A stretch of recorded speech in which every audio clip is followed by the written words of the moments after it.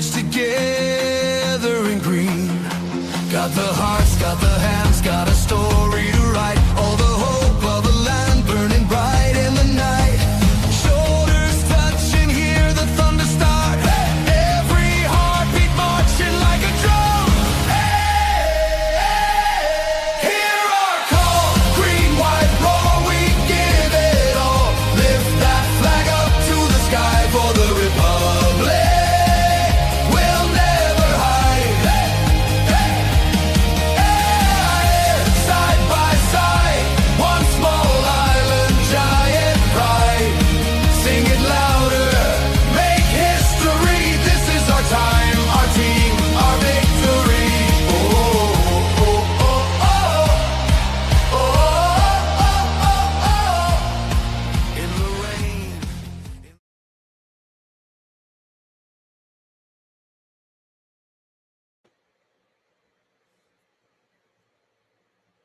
There you go. What a great way to start a new channel, Philip.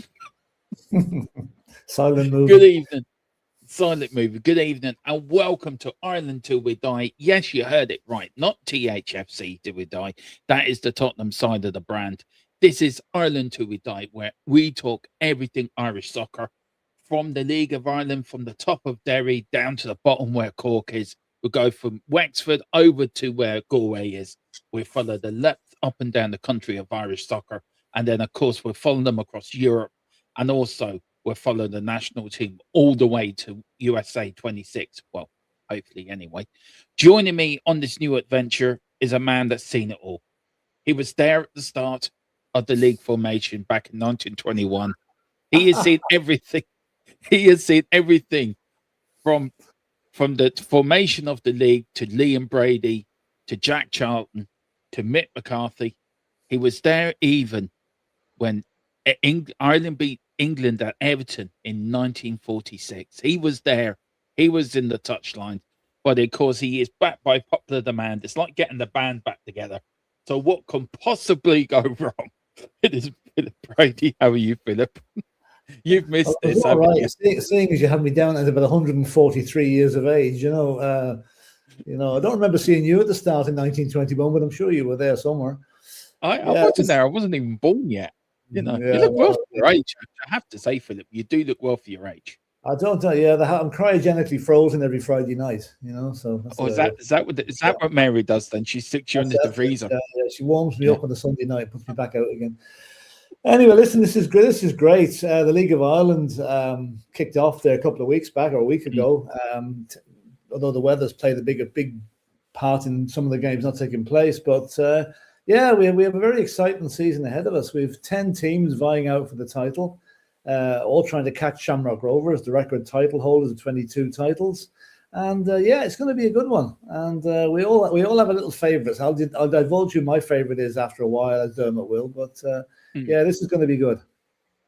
And it's a channel that we've been talking about for a little while, isn't it, Philip? And as much as we all do love Spurs, and as much as we all love our Premier League club, Ireland's always close to our hearts, and the Irish soccer scene and the national team's always close to our hearts. And where it was great doing it over there, we felt it couldn't get its own sort of wings and spread, and that is the idea. It is part of a brand, isn't it, Philip? It is part of a brand of Till We Die. We've got the Tottenham side, we've now got the Irish side.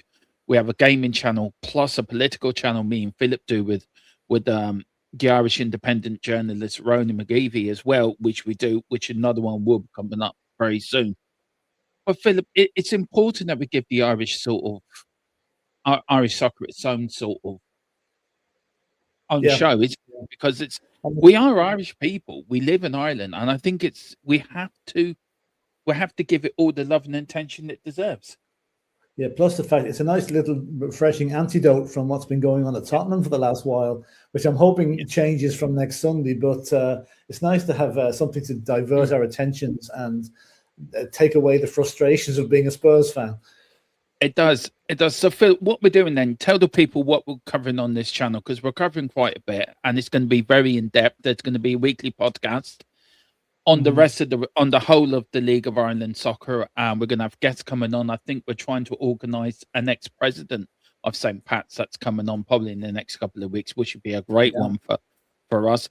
But Philip, what else can people look forward to in this long journey of following Irish soccer? For anybody that mightn't know the way the League of Ireland works, the games are played on a Monday and a Friday. Well, Friday and a Monday actually, usually Friday night and Monday night. It's summer soccer. It starts in February and finishes around June, July time before the other European countries start their season. The League of Ireland has been going for 105 years. It was started in 1921. And it's actually very unusual in so much as there are 10 teams in the Premier League, okay? There's also a Division 2 and there's also a Women's League. But there is one team from Northern Ireland playing in it, which, if you think about it, is the equivalent of, say, Glasgow Celtic or Glasgow Rangers playing in the Premiership from a different country that you play. Even though we class it as one country, technically it's two countries. So Derry City are the team from the north that play in the League of Ireland. And a very successful team they are as well, and a very good team. And of course, we've got the added impetus this season of James McLean, well, maybe still coming back to Derry, hasn't he? Gone back to play for Derry now, so along with his brother. So what we'll be doing here is we're going to have access to all matches played in the League of Ireland on a Friday and a Monday. We'll pick and choose which one we're going to use as a watch along. The watch alongs will be done by Dermot. And he'll be getting myself and other guests will be coming on at half time and full time to give our opinions on what's been going on. And that's pretty much the same format as Dermot does with the Tottenham watch-alongs. And as Dermot said earlier, I have a contact who's an ex-president of St. Patrick's Athletic who knows Irish football inside out. He's going to be coming on an occasional basis to give us his views on things. And we also have, as Dermot said, Ronan McGreevy from the Irish Times, who is a joint Tottenham and St. Pat's fan, and he'll be coming on as well to give us a view. So that's where we're at. That's what we'll be doing. We'll be starting this Friday night with a watch along, and now there are a number of excellent games on Friday. We'll have to see which one to pick. I think the pick of the games, though, would probably be Shamrock Rovers versus St. Pat's. Now, this will be Shamrock Rovers' first game of the season, because the previous two matches have been rained off because of the weather. So, and another fantastic match on Friday is Derry versus Bohemians. So we'll see. Be very interested. Yeah. And I think also, Philip, we will be covering the boys in green in their journey to World Cup 2026 and beyond. Absolutely. And also the women's side as well. I think the women have done fantastically over the last couple of years, actually, over here. They've really outshone the men's side. But I think it was right we did this, Philip, because I think we could all get wound up, I suppose, with the Premier League and Tottenham and everything. And we seem to forget where we come from. We seem to forget that the league we have here, which is a very good league, by the way, is a very competitive, interesting league. There's 3 cup. Just to give you a brief as well onto that, there's 3 cup competitions. We have the FAI Cup, the President's Cup, and the League of Ireland Cup, which is like the League Cup for the guys in the Premier League.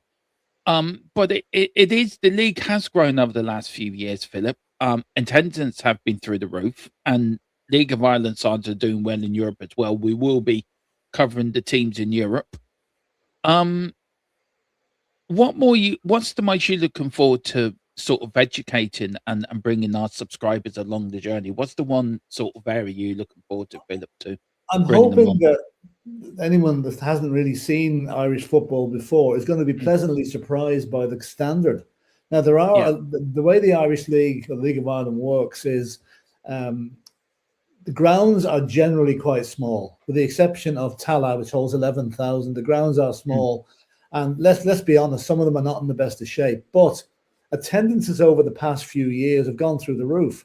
Like there was even a situation last season with Shelbourne that you couldn't get a ticket for some of the matches that were sold out. The same for St. Pat's, you know. And the teams that were in Europe last season, that was Shamrock Rovers, Shelbourne, and St. Pat's.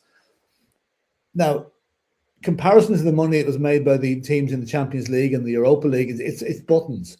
But I mean, some of these teams made 4.5 450 to 500,000 euros, which is enough to run those clubs for 2 or 3 years. Yeah, because the players are technically, they're all a lot of loanee players from other leagues and a lot of maybe veterans who've seen better days in the other leagues and come back in to finish their careers here, and they are wouldn't be on huge wages. So it's a strange one, really. But the improvement in the standard over the last 4 or 5 years has been incredible. It really has. And the FAI, we might criticize them. We do criticize them, deservedly criticize them. But they have done a fair bit of work. Not enough, but they've done a fair bit of work in bringing the standard up. And then, of course, the national team are giving us all heart failure. Not leaving it to the 94th minute to score against Hungary to get us through to the playoffs. If they go through to USA in June and July, which I think they will, then this channel will become extremely relevant because we'll be covering all the Irish matches on us. Yeah, we will at 3 o'clock in the morning. You can notice me up there with. Yeah, I'll have I'll have to have a load of Red Bulls or something to keep me awake. Well, let's welcome a few people in. Of course, it is a brand new channel. And Philip, we're already up to 22 subs already. So great. Big up to everyone over on the THFC to We Die gang that have coming over. So big up to you. If you are enjoying it, do hit the like. We really want to grow this channel as much as we've grown the Tottenham channel. And we really want to grow it and make sure it becomes its own standalone channel and really show that you never can beat the Irish. Let's put it that way. But anyway, big up to Wayne Bonner. Philip's giggling to himself. He knows what I mean by that. Big up to Wayne. He says, good evening, folks. Yeah, no, you haven't done one of these for a full little while, Philip. So I think it should get the Mr. Brady sort of oomph. No. Say good evening. That's all. My voice is gone. Wayne is a loyal and frequent contributor to THFC till I die. It's great to see him over here. Yeah, big up to you, Wayne. He says Steve Kenny in. Yeah, right. Okay. Yeah. Anyone that knows me knows about my love of you. What, Philip?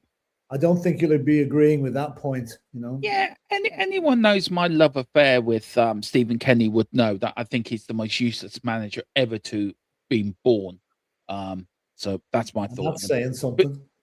That's saying something. Big up to Rhino. He says, big up to Dermo, just subbed. How's your team doing in Ireland? You haven't announced which team you're following yet on this, Dermot.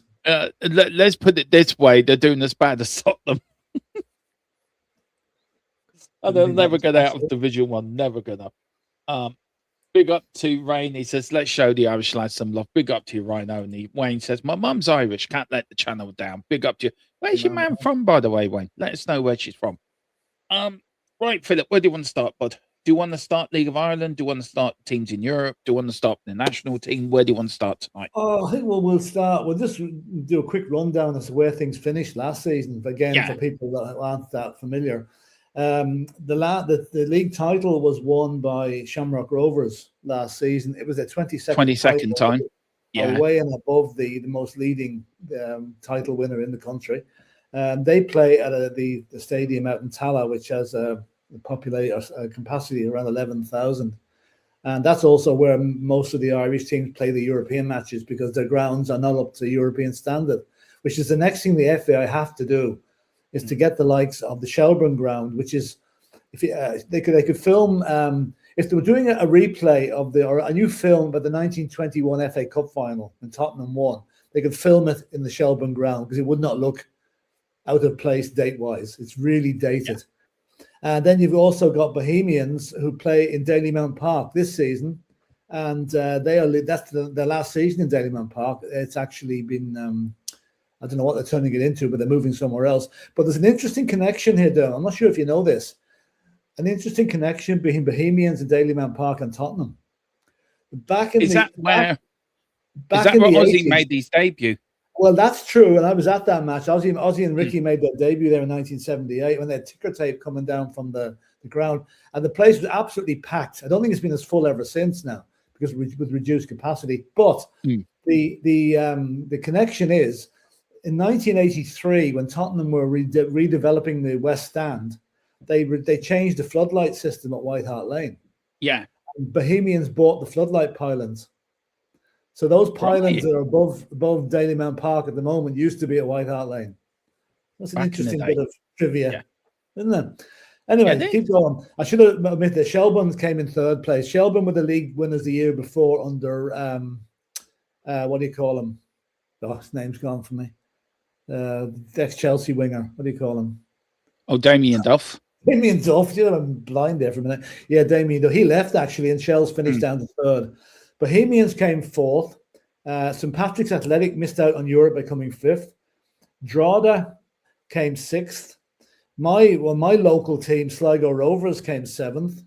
Galway United were eighth. Waterford were ninth. And in last place and relegated to Division 1 were Cork, which is quite a blow to the people of Cork not to have a team in the Premier Division. And they were replaced by a team that should never have been in Division 1, Dundalk. Now, Dundalk, again, have history with Tottenham. Back in 1981, they held us to a 1-1 draw in the Cup Winners' Cup in Dundalk, Oriel Park, Dundalk, and we scraped through in the second leg. So they're back in the Premiership again. So the matches that have been played on Friday night are Derry versus Bohemians, Shelburne versus Galway, Waterford versus Sligo, a local derby between Dundalk and Drogheda, and Shamrock Rovers and St. Pat's. So that's the first week. Yeah, well, I think St. Pat's and Shamrock Rovers is going to be a cracking game. It is. It is. And also, look, I think Derry with James McLean coming back, I think it's going to be great for Derry as well. I think I also think for the money side of for the game for them, they're going to make a hell of a lot of merchandise. Yeah, you know, he's very popular. James McLean, he really is. He's at home as well. There'll be no problems with standing up for national anthems or Poppy Day or anything now. You know, no. He has been a controversial character, but it'd be great for Derry. Do you know what, Philip? I think fair play to him. I think if you got, so you should. And the amount of abuse he got for standing for his beliefs, I think is fair play to him. But I know that when he left Wrexham, they absolutely loved him at Wrexham. They were crying in the street when he left. You know, so fair dues to him. That's all I can say. Yeah. Just to give you a shout on the first division, Philip, which is a very competitive league at the moment, and I have got the league table here, so I'm going to bring it up. And I got a little bit of a shock, by the way, when I saw this league table, because I was sort of leading Rhino down a garden path of not truths, if I'm being honest. Because my local side, my county, the mighty Wexford, is firmly, there you go, Philip, at the top of the league. Look at that. We're at top of that there. Wexford are top with one win. After one match, we've won the league. We've won it. We've won it. We're going to get promotion to the Premier League. Come on, you yellow bellies. We've got Athlone Town in second. We've got UCD, which is University of Dublin. And third, we've got Cork City trying to get back into the Premier League. In fourth, we've got Bray Wanderers, also another place close to my heart. In fifth, Longford Town. In sixth, Finn Harp. They're my nearest club. They're only 20 miles from here. Yeah. Kerry FC as well. Trinity United FC, and then Cuban Ramblers down the bottom. So, Philip, it was an interesting start. Where do you see the biggest threats this year?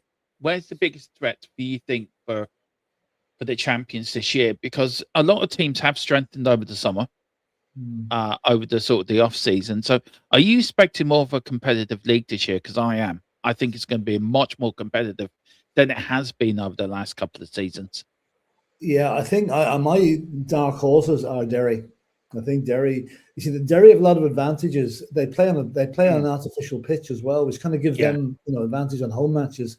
The Rovers will be very strong. They will be hard to beat.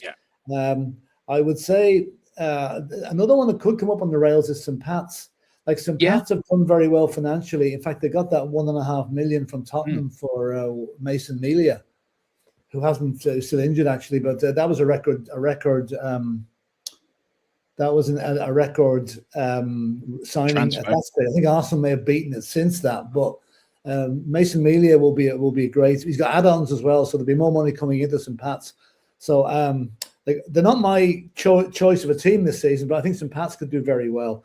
As for relegation, I think Waterford are going to struggle. I think so. They just about avoided it last season, so I think they might go down.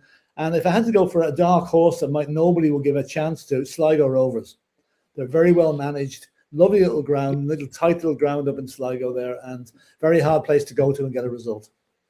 I do know what Sligo would be my dark horse. Might be worth a few euro on Sligo doing something this year. Maybe I don't think they'll win it. I don't think they'll win it, but they could get in the top 4. I mean, Shelburne did do well last year, Philip, winning the league and quite convincingly as well. What do you think? And the Irish teams are doing well in Europe as well, in the Conference League, and getting to the playoffs as well.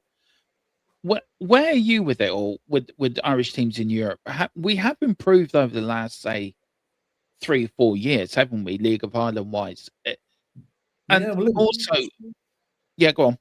No, Shamrock Rovers got through to the group stages of the conference. Yeah, they did, which was a fantastic achievement for them. And in fact, to do that with the extra travelling, I mean, I think they had to go to Azerbaijan for one of their matches, which is a 6-hour flight. Still come back and win the league, because the effect European football can have on Premiership teams. Not thinking of anyone in particular now, but I am Tottenham. So we couldn't win an argument after a European match. Yeah, but Rovers came back and held on and won the title and earned a lot of money in Europe, as did Shelburne and St. Pat's. But if you look at that, they're all Dublin teams. Dublin do have the dominant. Like there's 1, 2, 3, 4 Dublin teams in the top 10. Yeah, which is a lot, which means a lot of local derbies, and how local derbies can be more competitive than playing someone 100 miles down the road. So can I just say, I just want to say something on the derbies here. If anyone think the derbies over here are not as what's the word I'm looking for, Philip, are not as vigorous or not as if you thought the 1980s were bad hooligan wise, you haven't seen the Dublin derby. Celtic and Rangers is like a tea party compared to a Dublin a derby in Dublin. The Celtic and Rangers fans come over to a St. Pat's and Bows match just for practice. That's what they do. There was a match I remember a couple of years ago, and they were outside a pub in Dublin near Lansdowne Road, and or the Aviva, but I think we all still call it Lansdowne Road. And this fella darted up an alley, trying to get away from it all, and he still got clumped in the head. It was so funny. He was trying to hide, and next thing this thing come fly. Where did this come from? But it's so funny, that if you have, say, a local Dublin derby, say between Sligo Rovers and Bohemians, right? You have to have the fans at opposite ends of the ground, right? You cannot have them mixed. Yet you go to a GA match between Dublin and Cork, and they're all sitting next to each other, having pints with each other. It's a totally different mindset in the soccer game, And we go away with the international teams. We've probably got the best set of fans ever to live. Well, I can speak with experience there. I've been on numerous Irish away trips, and we are the best fans you will ever get, bar nothing.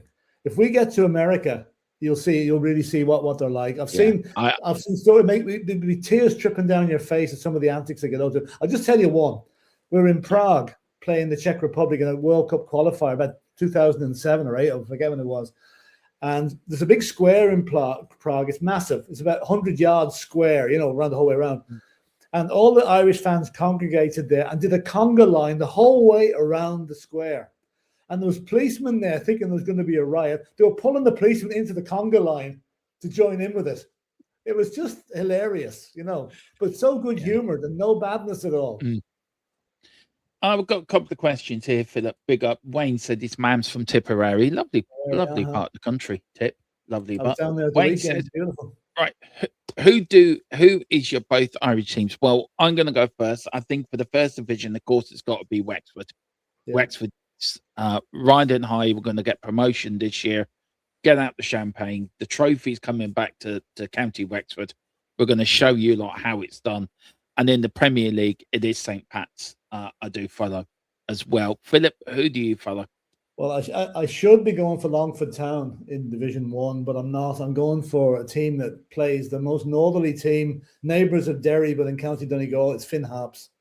Yeah. Playing Ballybuffet in County Donegal. Nice little, tight little ground. Very passionate about the football up there. That's the county that gave us Packy Bonner. and Seamus Coleman. They're both from Donegal. So I'm going to go for Finn Harps. And in the league, First Division or the Premiership, I'm going to go for Shelburne. And the main reason for going for that is that my 7-year-old grandson is a regular attender at Shelburne, so I can't really support anybody else. No, and those with his father, by the way. No. Yeah, but also when there's a derby between us two, there will be fireworks. That's true. Right, and he says, "Can you give me an interesting fact of Irish history, Phil?" Oh boy, where do you start on that one? I'll do the one with Michael Collins take over. That's probably the best one. You know that story, Thomas. Yeah. 1922, whenever it was, the treaty to separate from England had been passed, and there was a function arranged for Dublin Castle for 1 o'clock. That the Viceroy of Great Britain would hand over the keys of the country basically to Michael Collins, who, by the way, is related to Dermot. Dermot is a distant relation to Michael Collins. Anyway, the thing was set for 1 o'clock. 1:45, no sign of Michael Collins. He rolls in about 1:50, and the Viceroy looked at his watch. Mr. Collins, you realise you kept us waiting 45 minutes for this event? And Collins' reply was, listen, you've kept us waiting 700 years. So I think 445 minutes doesn't make much of a difference. And the keys were handed over, and the rest is history. Yeah, we've made the right balls of it, but we're getting there. We'll get there. Yeah. Look, I want to bring up a map of the teams just to give people a sort of if I can find it of where. Oh, here we go. Where the teams are in Ireland and where. Okay, won't let me download, so maybe I can share it. Yeah, I can share it. Where the teams are in Ireland, Philip, and maybe give the folks that don't know Ireland or don't know the teams in Ireland where they are. So let me bring it up. So this is Ireland, of course.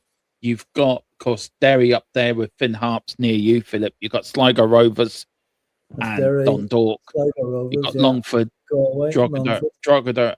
You've got Athlone. You've got Galway United. You've got Bray Wanderers there in just outskirts of Dublin. You've got Limerick, Waterford United, Wexford Youths, Cork, and Coburn Ramblers. Now, they're the teams in Dublin. You've got Bows, you've got Shelburne. Missing off that. Kerry team's not showing up there. The Kerry team's missing. Yeah, this is from it's just to give people a rough idea of where we are. Kerry's there in the corner, the left-hand corner. Yeah. So for a small country, we've got a few teams, haven't we, here, jotted all over the country. You are right about Dublin. There's 6 teams in Dublin alone. So the inter-rivalry between Shelburne and St. Pat's or Shamrock or UCD or Bows, it is quite intense, isn't it, Philip? Really, very intense. Yeah, very. It was, as I said, the local derbies will cost some teams points, because they are. There's the extra edge to them, and they can be the difference in winning the title and losing it. Just to show also that, Derry is the one that's in the only Northern Ireland team again in the League of Ireland. That's important, isn't it? Because the League of Ireland as well and the Northern Ireland Football League, Philip, there was a bit of a disagreement around the Civil War, and they've never really got back together, have they? Well, I'll tell you, there's a strange situation about that. The League of the Irish League, which is the team in the League of the North, the 6 counties, right? That is predominantly followed by Protestants, basically the loyalists, right? Whereas people living in the Catholic areas of Belfast would follow the teams in the League of Ireland. So you've probably got as many Derry City fans in Belfast as you have in Derry, even though they're in a different league. And also there's no love lost because I don't know if you can remember, but back in 1993, I think it was, we had to play a World Cup qualifying match up in Belfast. Yes, that's right. I was watching it the other night, believe it or not. I actually found it. It's on YouTube. Yeah. Well, the team had to fly back. They normally stay overnight after games like that. The team, because of security reasons, the team literally got off the pitch, into the coach, back to the airport to fly back to Dublin because they reckon it wasn't safe for them to stay up there that particular night. So there was still a lot of rivalry going on there. The Northern Ireland ground or where they play the Northern Ireland, play the matches, is Windsor Park, which is in a Yeah. strongly loyalist area of Belfast. So that's why the Catholics and the sort of the Falls Road Brigade, as I call them, do not go and support any team in the Irish League. Yeah, look, I think also, look, there is rivalry between us and the North. There's not many games we have with Northern Ireland, by the way, internationally. Domestically, there is, because of Derry going around. But as I said, Derry's very well supported up there. They really are. Do you know, I think it's important as well that we educate the non-Irish people that will be watching this, that the League of Ireland's a very good setup over here. Yes, there is improvements need to be made. But look, you, me have gone on about the FAI on more than one occasion with John Delaney, and we will do a show on the Delaney years and the sort of corruption that went along with nearly destroying Irish soccer, and it's starting to get back on its feet again. Yeah. What do you think, Philip, with the influx of Virgin Media and the FAA now trying to get back on its feet, that people are starting to come back to League of Ireland soccer because it's cheap, it's good football, it's good soccer over here, and we do call it soccer, not football, by the way. The reason why, very quickly, GAA is football and it's soccer over here. So if you're hearing soccer, you know, it does mean football. But we are coming back, aren't we? As a league, we are starting to grow a bit more. And do you think with the clubs doing well in Europe, that brings more revenue? More revenue needs better grounds. Better grounds means a better infrastructure. And tracks better players as well. And tracks better players. So, do you know, the FAA do have to rarely... Do you think the Premier League, the League of Ireland, needs to separate itself from the FAI? Because I think it does. Oh, but who, you know, we've been setting up a completely new governing body, and that might cause problems. Plus the fact are you separating them from the Irish national team? Yeah.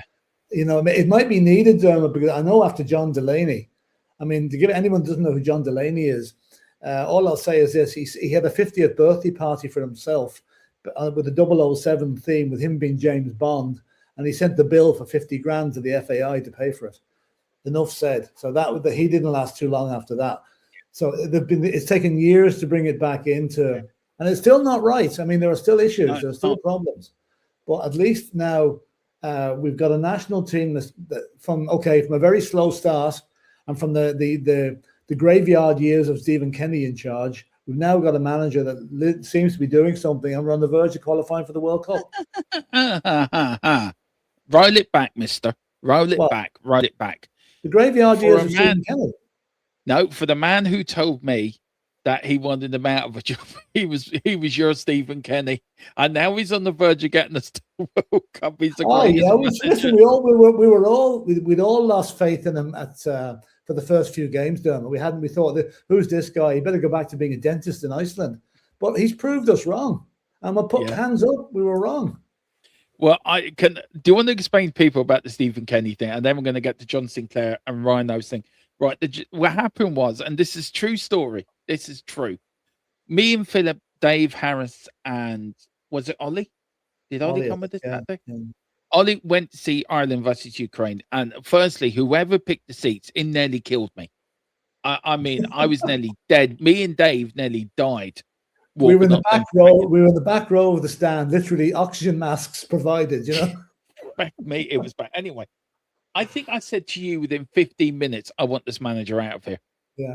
And then for the next 2 years, it was constantly Kenny out. And I didn't budge.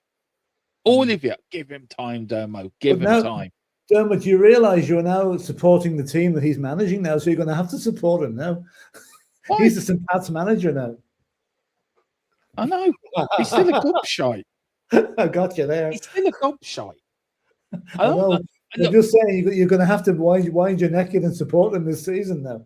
Why should I? Because, look, St. Pat's may be doing all right, okay, and they're a good side. But I still don't like... It's like Tottenham. If I don't like the manager, I won't like the manager. I'll support the team, not the manager. Stephen Kenny is a idiot, always has been an idiot, and always will be an idiot. End of. Do you not think he's found his level, though? Do you not think he's found his level? No, I think his level is under tree football.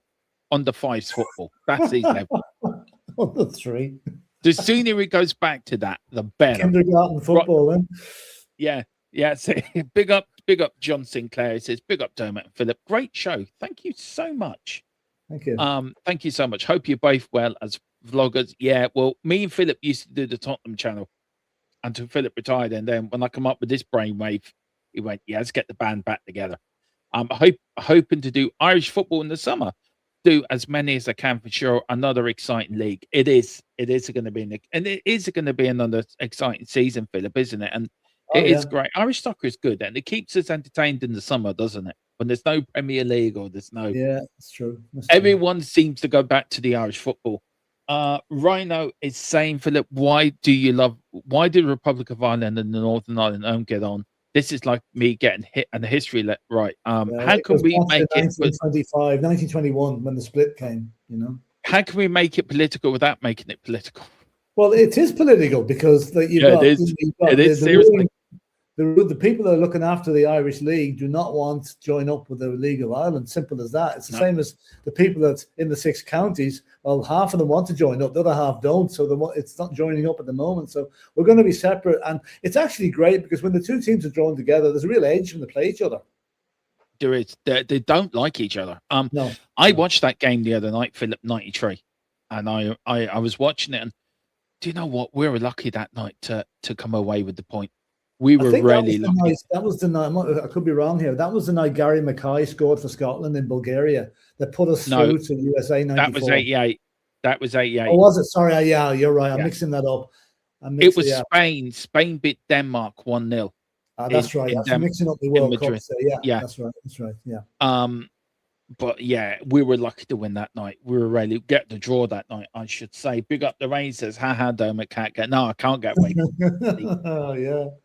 I kept it very quiet when he became manager. I went, why? I just thought I'd remind you. Why? Yeah, thank you. You're very kind. Anytime. He says that all sincerely with his sincere face on them. You're grand. Look, where do you want to go next, Philip? Where do you want to go international? Should we go a bit about the Irish side? Yeah, I mean, the international team, I mean, they came from, let's just say they came up on the rails to qualify for the qualifying playoffs. I mean, we were dead and buried. And we win it, then we win the last 3 matches. And the last 2, let's face it, okay, I know the first game we won out in wherever it was, Azerbaijan, wherever it was. Then we were playing Portugal at home and Hungary away. And to be honest with you, I don't think anyone gave us really a hope of winning either of those matches. But there we did. We did it. You know what? I did. I thought me and Dover were thinking of going to that Portugal game. And I thought, what's the point of going to watch us get beat by Portugal? I thought the draw seeing Ronaldo was probably, a thing in itself. But there was something in them players that night, Philip, that showed me the care. They do care. They do. I mean, they do. And the fact, I was in America at the time of the Hungary game. Well, in fact, both of them were the Hungary game. And the place we were staying in actually had the match on TV, right? But I was called to go somewhere and I couldn't get away. I had to leave. We were losing 1-0. When I got back, I could see the score was 2 each. I thought, that's still not good enough. So I was just walking into the house when Flash Score put up big chance. You know, that big chance comes up in Flash Score. 3-2 to Ireland. But by the time I got in and got the TV set up again, the match was finished. But I was doing a jig. I mean, the people we were with thought I was crazy. What the hell is this guy doing? I did it's like your local team winning the Super Bowl. That's what this is like. I remember doing the watch along to that game, and I remember giving out. We were 2-0 down. I thought, for fuck's sake, we're not going to win. And then 2-0. And then you got Kelleher, the last chance. He launches it. You get the flick on, and there's Troy Parrott then poking it in, a bit like Robbie Keane back in 2002 when he scored that goal against Germany. Do you remember? Against Germany, yeah. So look. With the Irish team, with the World Cup, look, we are away to, is it Czechia? Czechia? Yeah. We can beat them. Yeah. And then it's Denmark, then we think we'll reach the final. Yeah. It could be Christian Eriksen standing in the way of us getting to the final. Yeah. Well, look, we're going to end up there. This is the first of Many shows coming up on this channel. Philip, so we've got the watch along Friday. So what we're doing, which game are we doing Friday? I'll leave that choice to you, but I think probably Rovers St. Pat's might be the best one. Yeah, it will be Rovers St. Pat's on Friday. Of course, a 7:45 kickoff. We will be live here at 7:30 to go through the lineup, to go all year. It's been like a watch along on THFC till we die as well.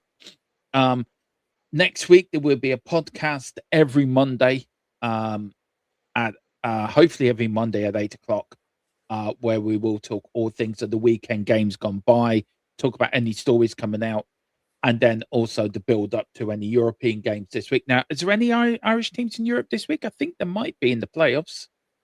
Did we make the playoffs? No, I don't think so. No, I don't think so. This is the Champions League playoff this season at the moment. Yeah. No, there's no Irish teams left. No Irish teams left. No.